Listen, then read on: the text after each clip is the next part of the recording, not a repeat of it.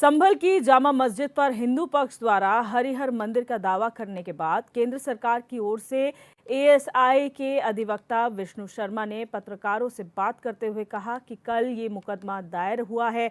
इसमें भारत सरकार और एएसआई भी पार्टी है। नोटिस मिला है जिसकी दावे की कॉपी मिल चुकी है। न्यायालय अगर एएसआई से सर्वे कराने के आदेश देगा तो एएसआई का सर्वे भी हो सकता है। आपको बता दें कि संभल की जामा मस्जिद पर हरिहर मंदिर होने के दावे के बाद कोर्ट के आदेश पर सर्वे किया गया, जिसे लेकर हिंदू पक्ष के वकील गोपाल शर्मा ने बताया कि कोर्ट के आदेश के बाद एडवोकेट कमिश्नर ने जामा मस्जिद में सर्वे किया।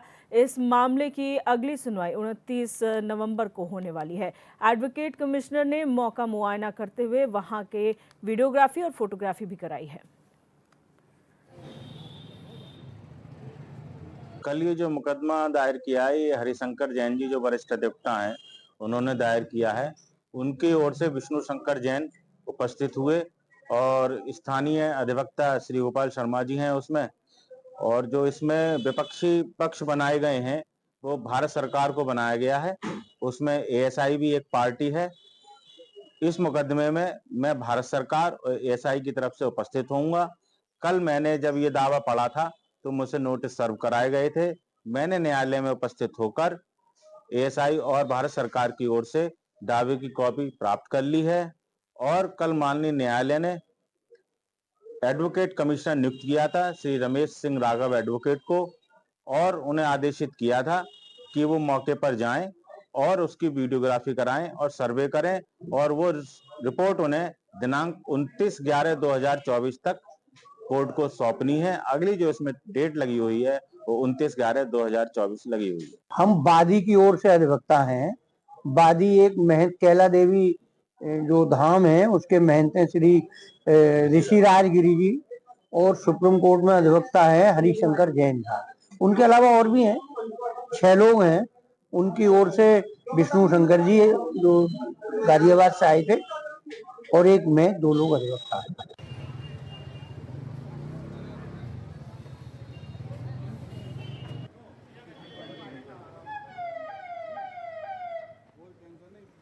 अब हरिहर मंदिर होने का दावा किया जा रहा है, यानी कि वहां पर हरिहर मंदिर है ऐसा हिंदू पक्ष दावा कर रहा है, जिसकी अब एएसआई जांच हो सकती है। ये मामला जो है उसमें एडवोकेट कमिश्नर जो है वो नियुक्त कर दिए गए हैं। उन्होंने मौका मुआयना भी किया है, वीडियोग्राफी भी वहाँ की कराई है, फोटोग्राफी भी हुई है और अगली सुनवाई जो इस मामले की है वो 29 नवंबर को होने वाली है।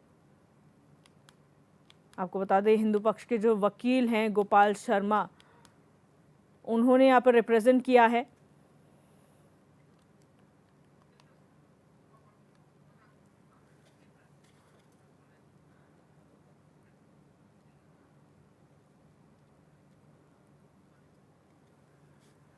और हमारे साथ सपा नेता धर्मेंद्र सिंह फोन लाइन पर जुड़ चुके हैं। सर, बहुत स्वागत है आपका HNN 24/7 में। नमस्कार दिव्या जी। धर्मेंद्र जी, जो जामा मस्जिद को हरिहर मंदिर होने का दावा पेश किया जा रहा है, क्या कहेंगे इस पूरे मामले को लेकर? दिव्या जी, देखिए, देश का और प्रदेश का माहौल लगातार खराब करने के लिए ये जो समाज विरोधी ताकतें हैं वो लगातार सक्रिय हैं। इस तरह की चीजें पैदा करना और विशेष रूप से चुनावों के समय इसको सेंसिटिविटी क्रिएट करना, लोगों में पोलराइज करने के लिए इन सब चीजों को उठाना पुराना सगल उठा है। देखिए, इसके लिए मैं तो कहूंगा कि सरकार केंद्र की 2 बार मोदी जी की रह गई, 2 बार दूसरी बार का कार्यकाल योगी आदित्यनाथ जी का है। इस तरह की चीजें क्या चाहते हैं आप, एक एक चीजों को पैदा करके लोगों को लड़ा करके शांतिपूर्ण तरीके से दोनों पक्षों में जहां इस तरह के डिस्प्यूट हो, जहां कुछ सही नहीं है, जहाँ ऐतिहासिक दस्तावेज कुछ इस तरह के नहीं है, उसको छोड़ करके जहाँ कुछ है दोनों पक्ष बैठ के बात करके सौहार्दपूर्ण वातावरण से कर लें, वही इस देश के लिए सही है। नहीं तो इस देश को लगातार जो बांटने वाली ताकतें हैं एक दिन गहरे गड्ढे में झोंक देंगी। पूरे देश का माहौल खराब हो जाएगा तो होगा क्या? आप क्या चाहते हैं? 2 भाइयों को आपस में लड़ना चाहते हैं? ये गंगा जमुनी तहजीब, हिंदू हो मुसलमान हो, इसी देश में पैदा हुए हैं, इसी देश के नागरिक हैं, इस देश में खुशी से आप तक रहते आए हैं, तो उनके बीच में ये सब चीजें पैदा करना ये बिल्कुल ठीक नहीं है। ये मतलब हमको जो लगता है व्यक्तिगत रूप से ये असली समाज के दुश्मन, असली देश के दुश्मन वे लोग हैं जो परिवार में आपसी फूट डाल के, झगड़ा डाल के, कभी हिंदू मुसलमान में आप मंदिर मस्जिद कर रहे हैं, कल को परिवार में बंटवारा करके झगड़ा कराएंगे। ये बातें ठीक नहीं है। लेकिन धर्मेंद्र जी, ये आरोप तो पक्ष जो है आप पर लगाता है कि आप लोग तुष्टीकरण की राजनीति करते हैं, जहां पर बात सनातन की आती है आप सनातन विरोधी हो जाते हैं ऐसी बात करते हुए, और ऐसे जितने तमाम मामले अगर इसको बढ़ावा दिया गया तो सनातन खतरे में आ जाएगा। देखिए दिव्या जी, ये अब इनकी बातों क्या जो सनातन अगर ये पढ़ लेते तो सनातन है क्या है, सनातन नाम जरूर लेते हैं, लेकिन जब मौका मिलेगा सनातन क्या है ये जरूर भारतीय जनता पार्टी के साथियों से पूछिएगा। सनातन में मैं दो चीजें आपको कोट करूंगा। भगवद्गीता में भगवान कृष्ण ने कहा कि धरती पर जो भी जीव जंतु हर चीज है वो मैंने बनाया है, सब मेरी संतानें हैं। तो इसमें कौन अलग कहाँ से हो गया भाई? हमारे तो सनातन में यही कहा गया ना कि प्रत्येक जीवों पर दया करो, सब हमारे हैं, सर्वे भवन्तु सुखिनः सर्वे सन्तु निरामया। कहा जाता है कि जो महिमा जो हमारा होता है वो भगवान से प्यारा होता है। तो ये सनातन की संस्कृति रही है जो शुरू से चली आई है। अब इसको दूषित करने का प्रयास हो रहा है। दूसरी बात, हिंदुस्तान के परिप्रेक्ष्य में हिंदुस्तान में रहने वाला प्रत्येक जीव, प्रत्येक चीज वो राष्ट्र का है, हमारे राष्ट्र की संपत्ति है। नदी नाले हो, पेड़ पौधे हो, विभिन्न संस्कृति मजहब हो, विभिन्न प्रकार के व्यक्ति हो, जीव जंतु हो, वो सारे लोगों उनसे मिलकर के राष्ट्र बनता है। तो कुल मिलाकर के अगर राष्ट्र इन सब चीजों का आप नुकसान करते हैं तो राष्ट्र का नुकसान कर रहे हैं। तो कहीं न कहीं मैं कह रहा हूँ राजनीतिक रोटी सेकने का सिर्फ प्रयास है, बाकी न उनको सनातन की चिंता है, न हिंदू की चिंता है और न राष्ट्र की चिंता है। सिर्फ और सिर्फ उनकी हमारी कुर्सी बची रहे, सिर्फ इसकी चिंता है। ठीक है धर्मेंद्र जी, आप बने रहिए हमारे साथ रामनिवास यादव जी है, भाजपा के प्रवक्ता, वो हमारे साथ फोन लाइन पर जुड़ चुके हैं। बहुत स्वागत है रामनिवास यादव जी आपका HNN 24/7 में। रामनिवास यादव जी, आप सुन पा रहे हैं मुझे?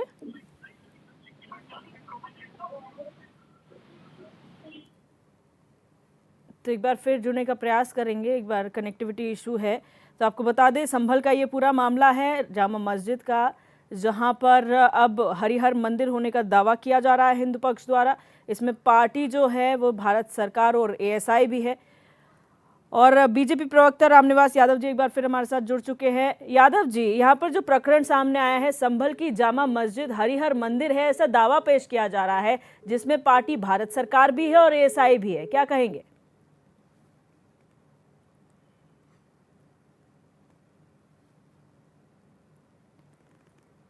तो यहाँ पर संपर्क नहीं हो पा रहा है उनसे। और आपको बता दें पूरा प्रकरण जो है अब उस पर राजनीति इसलिए हो रही है क्योंकि धर्म को राजनीति से जब जोड़ा जाता है तो चाहे पक्ष हो या विपक्ष, उसके बीच में आरोप प्रत्यारोप होते हैं। जहाँ पर एक तरफ विपक्ष ये कहता है कि महज तुष्टीकरण की राजनीति, ध्रुवीकरण की राजनीति की जा रही है, तो वहीं बीजेपी का ये मानना है कि अगर हम बढ़ जाएंगे तो हम कट जाएंगे, इससे हमें बचना है, सनातन को बचाना है, और ऐसी कोई भी गतिविधियां होती है जहां पर सनातन को खतरा है तो उस पर काम होना ज़रूरी है। धर्मेंद्र सिंह सपा प्रवक्ता हमारे साथ बने हुए हैं। धर्मेंद्र जी, यहाँ पर हमने बीजेपी से जुड़ने के प्रयास किया, हालांकि संपर्क नहीं हो पाया है, लेकिन लगातार जिस तरीके से पॉलिटिक्स में धर्म को लाया जा रहा है और ख़ास तौर पर अब के समय में, कितना सही आप मानते हैं, चाहे वो पक्ष के लिए हो या विपक्ष के लिए हो, कोई भी अगर धर्म को लेकर राजनीति करता है, कितना वाजिब है? किसी भी राजनीतिक पार्टी के लिए, विशेष रूप से सत्ताधारी दल के लिए, उसके लिए महत्वपूर्ण होता है राष्ट्र का, देश का विकास, देश के लोगों का सर्वांगीण विकास हो, इंफ्रास्ट्रक्चर का डेवलपमेंट हो, सामाजिक समरसता बनी रहे। लेकिन कोई राजनीतिक पार्टी यदि धर्म का सहारा लेती है तो प्रथमता ही वो राष्ट्र के प्रति वो अपने कर्तव्यों को भूल जाती है। वो तय कर लेती है कि चूंकि उसके पास बताने के लिए, करने के लिए जनहित में कुछ है नहीं, इसलिए वो देश के अंदर ही लोगों को कभी धार्मिक आधार पर, कभी जाति आधार पर, क्षेत्रीय आधार पर, भाषाई आधार पर, वस्त्र के आधार पर उनको बांट करके अपना वोटों का समीकरण सेट करती है। ये किसी भी राष्ट्र के लिए, किसी भी सभ्य समाज के लिए ये बहुत ही निंदनीय बात है। दूसरी बात मैं कह रहा हूँ, सनातन का ठेका भारतीय जनता पार्टी के पास नहीं है। सनातन के लिए तमाम शंकराचार्य हैं, सनातन के लिए तमाम धर्माचार्य हैं, जो तमाम धर्म मर्मज्ञ हैं, धर्म विवेचक हैं, उनके वो लोग समय समय पर समाज को आईना दिखाते हैं, ये सही है, ये गलत है। क्योंकि हिंदू जो मैथोलॉजी है या सनातन जिसको कहते हैं, वो बड़ा ही बृहद और व्यापक है। उसमें समय समय पर जो कुरीतियां रहती है उसके खिलाफ उसमें संशोधन हुए हैं, समय समय पर नई भाष्य परिभाष्य किए गए हैं कि कैसे रहे, एक जीवन शैली है जो चली आई है। लेकिन सनातन में नफरत का कहीं भी पारावार नहीं, नफरत जैसे शब्द का, बांटने जैसे शब्दों का कहीं भी प्रयोग नहीं हुआ है। ये पहली बार हुआ है जब भी भारतीय जनता पार्टी सत्ता में आती है तो उसको जो है सनातन, हिंदू धर्म और देश तीनों खतरे में आ जाता है। पता नहीं कौन सा नैरेटिव सेट करते हैं, और लगातार आप भारतीय जनता पार्टी के नेताओं से की बात सुनिएगा तो लगातार यही फिक्स करने का प्रयास करते हैं कि सब खतरे में आ चुका है। और खतरा कैसे जाएगा? आप भारतीय जनता पार्टी को वोट दे के 5 साल भूल जाइए, फिर जब 5 साल चुनाव आने वाले होंगे तो फिर खतरा पैदा हो जाएगा। क्योंकि धर्मेंद्र जी आपने भी सर ये चीज नोटिस की होगी विपक्ष के साथ, क्योंकि लगातार सत्ता पक्ष ये कहता है कि विपक्ष को अपना स्टैंड क्लियर करना चाहिए कि आखिर वो किस तरफ है। जब बात सनातन में कभी गड़बड़ी की होती है तो आप लोग कुछ बोलते नहीं है, ऐसा बीजेपी का कहना है, और जब दूसरे पक्ष की बात होती है तो आप लोग बयानबाजी करते हैं, सत्ता पक्ष पर आरोप लगाते हैं। देखिए, विपक्ष जो है वो देश के साथ, समाजवादी पार्टी देश और राष्ट्र के साथ है, यहाँ के लोगों के साथ है, यहाँ के संसाधनों के साथ है, यहाँ के विकास के साथ है। भारतीय जनता पार्टी यहाँ के लोगों को ही तोड़ने में विश्वास करती है। इतना अंतर है समाजवादी पार्टी और भारतीय जनता पार्टी में।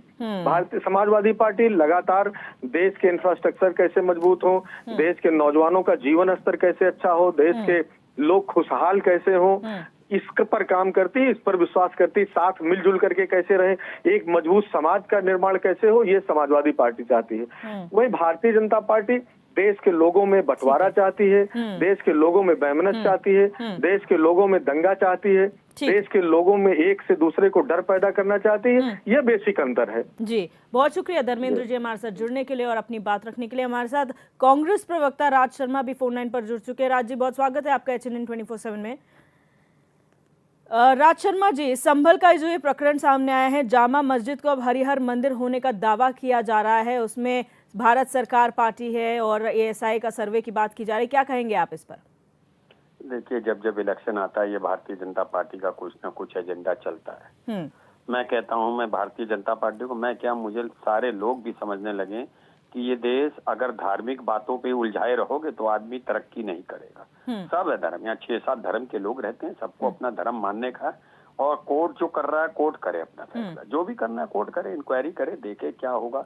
मगर आप उसको एक तरफ ये एजेंडा चलाएं कि मुस्लिम और हिंदू और ईसाई, ये नहीं चलेगा। देखिए, भारतीय जनता पार्टी की आपने आवाज सुनी है, ये सिर्फ हिंदू मुस्लिम करके ही इलेक्शन को एक प्रभावित करना चाहती है, और उस जैसे 2024 में प्रभाव इतना नहीं डल पाया। तो अब देखिए, बताइए, जब मेरे देश का प्रधानमंत्री हिंदू, मुख्यमंत्री हिंदू, और DGP से लेके chief of the army staff, air vice marshal सब हिंदू, 80 करोड़ हिंदू फिर भी खतरे में। और तो मैं सोचता हूँ कि अगर मान लो हिंदू खतरे में है, जैसा कि तथाकथित ये भारतीय जनता पार्टी के नेता कहते हैं, तो मुझे लगता है कि इन्हें इस्तीफा दे देना चाहिए। अब बताइए कैसे, अगर जब आज खतरे में है तो फिर कब होगा, सुरक्षित कब होगा? तो मैं ये कहता हूँ कि ऐसी बातों से देश का भला नहीं होने वाला, क्योंकि देश का भला इसलिए नहीं होगा क्योंकि जनता का कोई भला नहीं हो रहा। मैं ये बात करना चाहता हूँ, मैं एक साधारण आदमी की तरह बात करना चाहता हूँ। मेरे तो मुद्दे ये हैं कि मुझे गैस का कितने की मिल रही, पेट्रोल कितने का मिल रहा, धनिया कितने का मिल रहा, आलू प्याज टमाटर करेला मूली की गड्डी जो 2 रुपए 3 रुपए 4 रुपए की मिलती थी, आज 32-40 रुपए की मूली की गड्डी है। मैं कई बार पहले भी कह चुका कि पहले बचपन में लोग कहानी सुनाते थे कि पिताजी ने कहा था, भाई चटनी से रोटी खा लेना, मगर कहीं डकैती डुकुती चोरी नहीं करनी है, चटनी से रोटी कबूल है। आज तो मैं कहता हूँ कि चटनी से भी रोटी कबूल कहाँ कर लोगे। 32 रुपए, मान लो 600 रुपए का धनिया, और वही मिर्च 400 रुपए किलो मिल रही है, अदरक भी 250-300 रुपए किलो मिल रहा है, तो अब तो चटनी से भी रोटी खाना वो एकदम बिल्कुल बुरे हाल हो गए। तो मेरा सिर्फ इतना कहना है, मंदिर मस्जिद पे मत उलझाओ। मंदिर मस्जिद में धर्म है, मैं ब्राह्मण हूँ, मेरा अपना धर्म है, मैं अपनी पूजा पाठ करता हूँ, मैं राम को भी मानता हूँ, हनुमान को भी मानता हूँ, हर जगह जाता हूँ आता हूँ, ये मेरा अपना आस्था का है। लेकिन जब मैं अपने घर के बाहर से निकलता हूँ तो मेरी आस्था देश के और प्रदेश के नागरिकों में होनी चाहिए, क्योंकि वोट की कीमत सबकी बराबर है। ऐसा कोई कह सकता है भारतीय जनता पार्टी का अगर नेता इतनी बात बोलता है तो मैं दावा उसे चैलेंज करता हूं, आपके चैनल पे अगर मेरी आवाज को सुन रहे हो, वो ये कह सकते हैं कि मुझे मुसलमानों का वोट नहीं चाहिए। अगर आपको मुसलमानों से नफरत है, इनका क्या सोचना है, ये मेरा नन ऑफ माई बिजनेस। मगर मैं एक बात कहना चाहता हूँ, अगर इनका मुसलमानों से इतनी नफरत है इनको, तो जी। ये 5 लाख क्यों बिल्कुल। दावा करते हैं? अल्पसंख्यक प्रकोष्ठ क्यों बनाया हुआ है इनको? नहीं बनाना चाहिए इनको भाई, ठीक है सर। क्यों बनाया हुआ है? बिल्कुल, बहुत तो ये भी शुक्रिया। तो बात सोच, मतलब आप करें कुछ, बोलें कुछ। बिल्कुल, बहुत शुक्रिया राज शर्मा जी हमारे साथ जुड़ने के लिए और अपनी बात रखने के लिए। और हमारे साथ हमारे संवाददाता सतीश सिंह संभल से हमारे साथ लाइव जुड़ चुके हैं। सतीश, जो पूरा प्रकरण सामने आया है, आखिर किस बिना पर यहाँ पर एएसआई सर्वे होने की बात की जा रही है और कोर्ट ने अपने फैसले में क्या कहा है? देखिए, हम आपको बता दें, जिस प्रकार से संभल में शाही जामा मस्जिद को लेकर के पूर्व में हरि मंदिर का दावा पेश किया गया, तो यहाँ पर एक याचिका दायर की गई थी। याचिका को लेकर के वहाँ पर सर्वे किया गया। सर्वे के दौरान वहाँ पर जो है फोटोग्राफी, वीडियोग्राफी की गई थी और वहाँ पर आला अधिकारी मौके पे पहुंचे थे और जो मस्जिद के इमाम है और अन्य अधिकारी वहाँ मौके पर थे और उसके द्वारा जो है वहाँ पर जो है जिस तरह से वीडियोग्राफी और फोटोग्राफी की गई है और कोर्ट को पेश किया जाएगा 29 नवंबर के लिए। जब जो है मामले आएगा तो जो है अब देखना होगा इसमें कोर्ट में क्या निर्णय लिया जाएगा।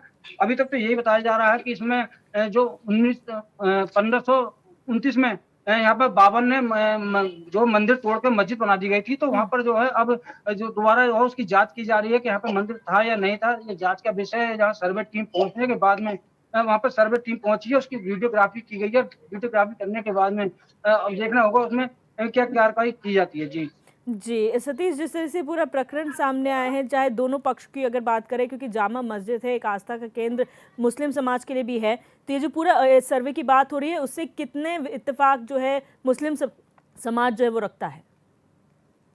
देखिए, हम बता दें, जिस तरीके से बताया जा रहा है 1529 की बात बताई जा रही है, जब 1529 में जो जामा मस्जिद वहाँ पर बाबर ने तोड़ के मंदिर को मस्जिद बनाई गई थी, तो बहुत काफी 5000 वर्ष पुरानी बात है ये। अब जो है इसमें जांच का विषय है, जो फोटोग्राफी की गई तो वहाँ पे जो है वहाँ पर जो बीजेपी उसके जो मस्जिद के नेता थे, वहाँ पर जो कमेटी के अध्यक्ष थे और सांसद सब जिया रहमान वर्ग और विधायक इकबाल महमूद और अन्य बड़े-बड़े दर्जन नेता वहाँ मौके पहुंचे जहाँ वीडियोग्राफी की गई थी। तो लेकिन यहाँ पे प्रशासन ने लगातार वहाँ वीडियोग्राफी 2 घंटे लगातार वीडियो और फोटोग्राफी हुई थी, उसकी जो है जांच सौंपी जाएगी। अब देखना होगा कोर्ट में क्या आदेश आता है, क्या सच्चाई निकलती है, क्या इसके अंदर मंदिर था या मंदिर जिसका नाम रखा बताया जाता है कि जो पूर्ण उसमें बताया जाता है कि जो यहाँ के जो बुजुर्ग हैं वो यही चर्चा करते आते थे कि हाँ हरि मंदिर है, हरिहर मंदिर बोला जाता था। और यहाँ पर जो ये मुस्लिम है जो शाही जामा मस्जिद बताते हैं। अब देखना ठीक होगा है। इसमें क्या निर्णय लेकर जाता है।